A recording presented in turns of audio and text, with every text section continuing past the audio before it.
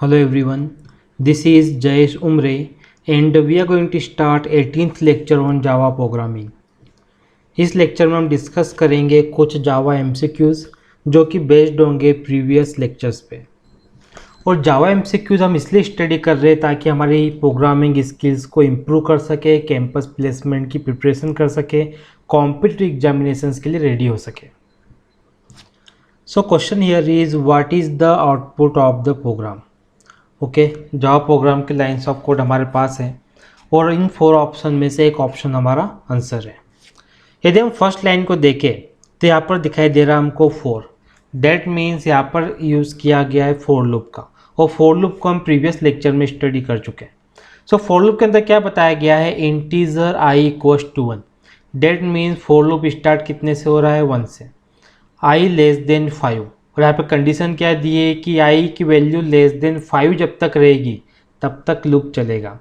Then I plus plus means I का increment कितने से हो रहा है, यहाँ पे 1 से। सो ये हम देखें जब फॉर लूप चलेगा तो आई इक्वल टू 1 पे चलेगा। यहाँ पर प्रिंट क्या हो रहा है, आई। ओके, तो 1 प्रिंट होगा, देन यहाँ पर कॉमा आ जाएगा, ठीक।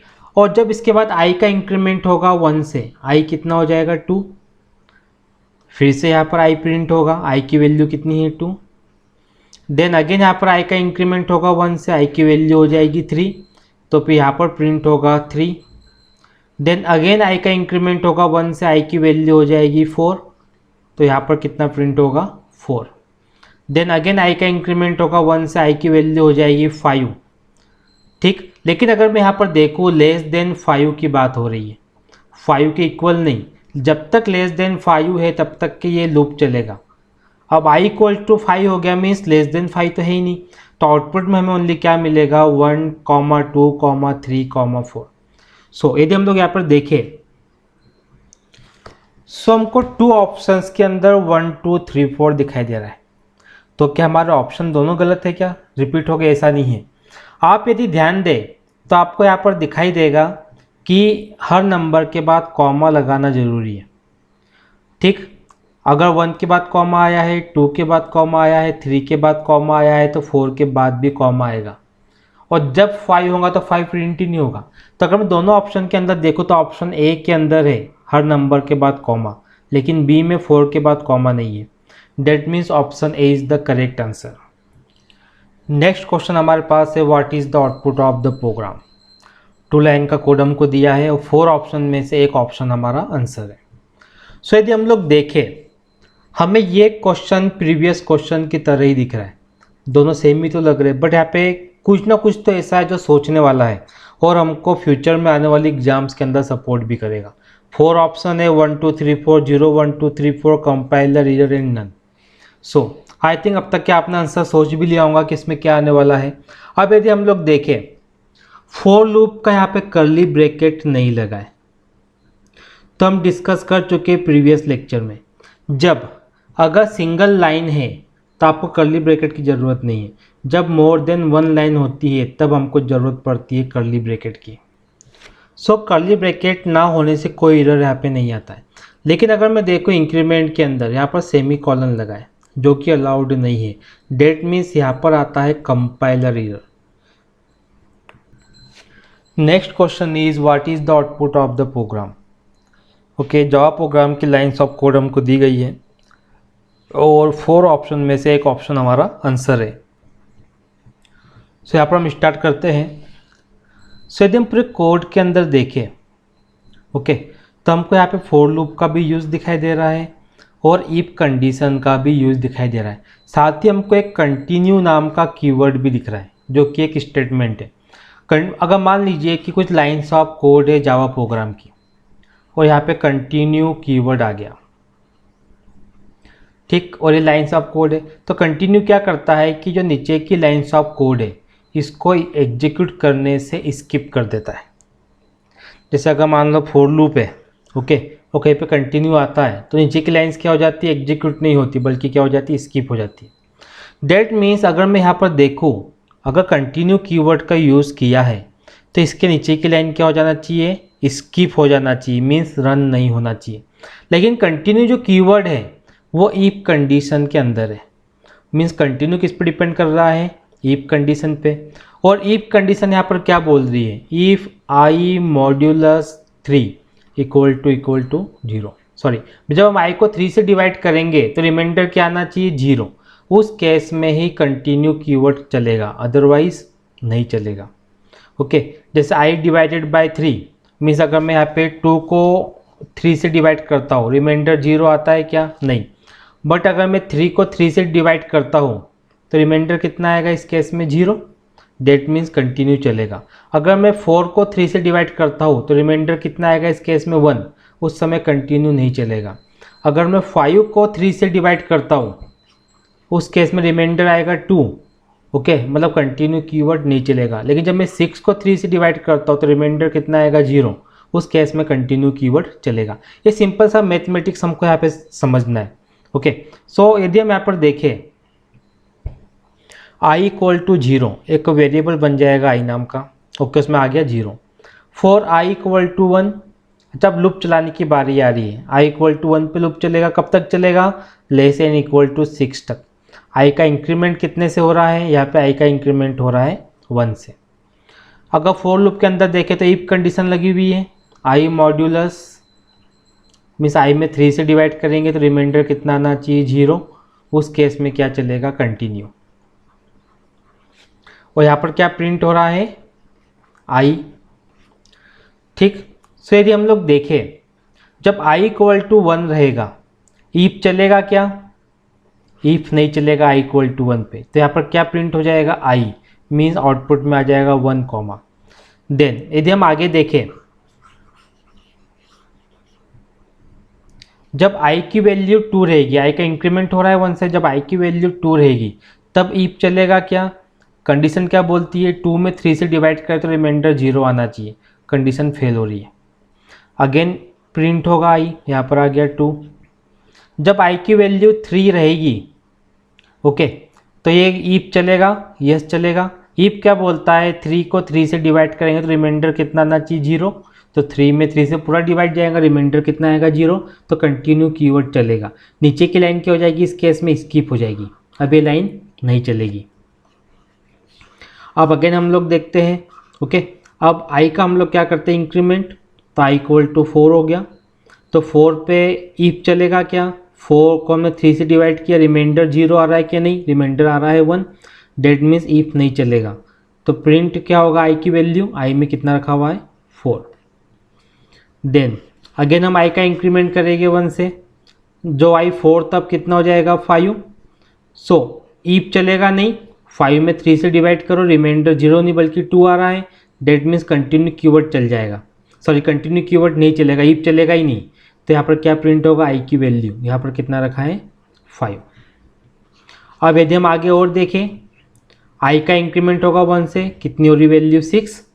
तो 6 को 6 से 3 से डिवाइड करो, रिमाइंडर 0 आ रहा है। डेट मीन्स कंटिन्यू कीवर्ड चलेगा, नीचे वाली लाइन स्किप हो जाएगी। अब अगेन हम लोग क्या करेंगे, i का इंक्रीमेंट, ठीक, i 6 से हो जाएगा 7। कंडीशन क्या बोलती है, लेस एंड इक्वल टू 6 पे ही लूप चलना चाहिए। डेट मीन्स अब लूप नहीं चलेगा।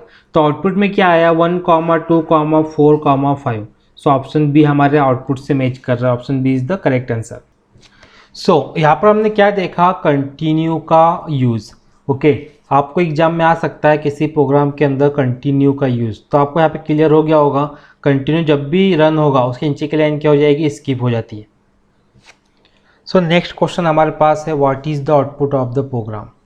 ओके, एक जावा कोड हमको दिया है, फॉर लूप हमें यहाँ पे दिया है, लेकिन इस बार कोई भी ऑप्शन हमारे पास गेस करने के लिए नहीं है। हमें क्या करना है, डायरेक्टली इसका एग्जैक्ट आउटपुट बताना है।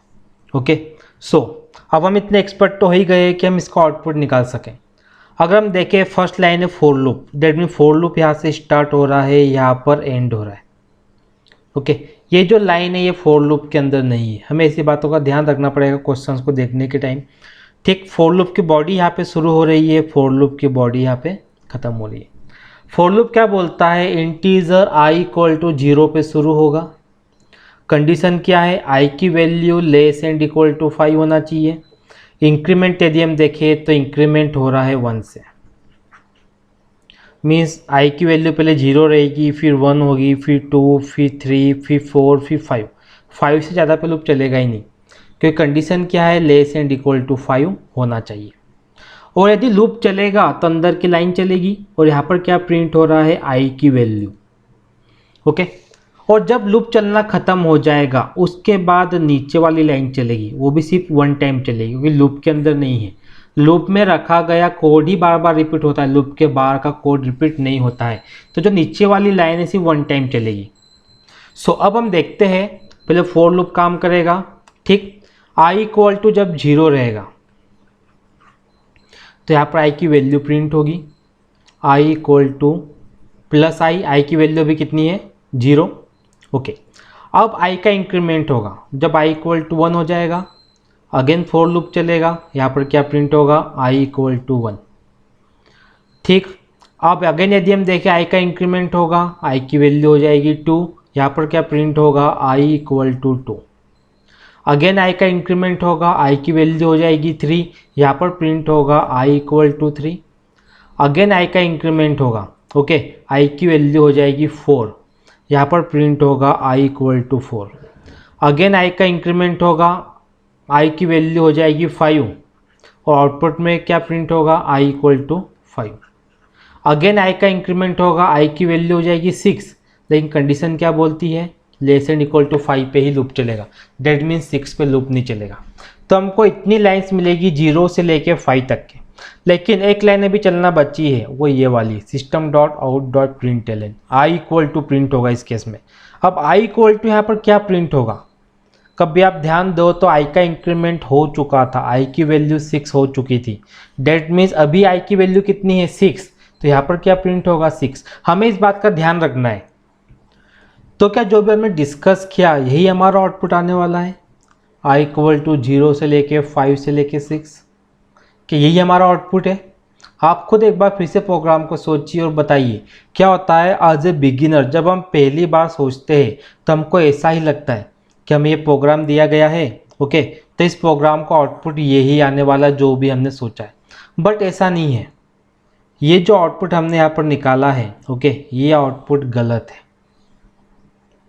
अगर सिंपली मैं प्रोग्राम के ऊपर ध्यान दूँ तो आप देखेंगे आई इक्वल टू 0 यहाँ पे, मीन्स आई को डिक्लेयर कहाँ पे किया है, फॉर लूप के अंदर डिक्लेयर किया गया है। डेट मीन्स आई का स्कोप ओनली फॉर लूप के अंदर ही है। अगर मैं इस लाइन को देखूँ, ये लाइन फॉर लूप के बाहर है और इस लाइन ने आई का यूज़ किया है, जबकि आई का स्कोप तो ये पे ख़त्म हो गया था। जब फॉर लूप शुरू हुआ आई बना, जब फॉर लूप यहाँ पे ख़त्म हुआ आई भी यहीं पे एंड हो गया। डेट मीन्स ये जो system dot out dot print Elon I का यूज़ ही नहीं कर सकती, तो यहाँ पर क्या आने वाला है, एरर। मीन्स हमारे पास सोचने के लिए दो चीज़ है, या तो हम इस प्रोग्राम को बिना सोचे समझे सॉल्व करके आ जाए, हमें क्या लगेगा कि हमने सही किया था, फिर भी हमारा गलत कैसे हो गया, एक्चुअली जो सही था ही नहीं, जो गलत हो तो गलत ही रहेगा। तो हमें यहाँ पे वेरिएबल के स्कोप को भी ध्यान में रखना है। अगर फॉर लूप के अंदर हमने इंटीजर आई मीन्स आई को बनाया है, इसकी लाइफ फॉर लूप के अंदर ही है, फॉर लूप के बाहर वाला स्टेटमेंट आई को यूज़ नहीं कर सकता। हाँ, यदि हम इस प्रोग्राम के अंदर कुछ चेंजेस कर दें, इंटीजर आई इक्वल टू 0 है ना, हमने अगर आई को यहाँ पे डिक्लेयर कर दिया इंटीजर आई, ओके, अब इस केस में वही आउटपुट आएगा जो हमने फर्स्ट टाइम में सोचा था। मीन्स आई इक्वल टू हमारे पास क्या था, 1 2 3 4 5 एंड 6, ये आउटपुट मिलेगा हमको इस केस में जब आई को फॉर लूप के बाहर डिक्लेयर करेंगे। नाउ अब नेक्स्ट लेक्चर हम डिस्कस करेंगे व्हाइल लूप के बारे में, जो कि जिस तरह से हम फॉर लूप को यूज़ करते हैं ठीक उसी तरीके से व्हाइल लूप भी होता है। बट हम ये भी देखेंगे क्या कि व्हाइल लूप फॉर लूप में क्या सिमिलरिटी है और व्हाइल लूप और फॉर लूप के अंदर क्या डिफरेंस है। आई होप आपको आज का लेक्चर क्लियर हुआ होगा। Thank you for watching.